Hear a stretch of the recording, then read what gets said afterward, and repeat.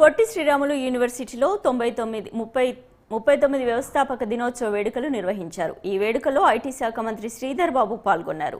తెలుగు భాష నైపుణ్యాన్ని ప్రపంచవ్యాప్తంగా తెలిసేలా కృషి చేసిన మహనీయులను స్మరించుకోవడం సంతోషంగా ఉందన్నారు మంత్రి శ్రీధర్ బాబు.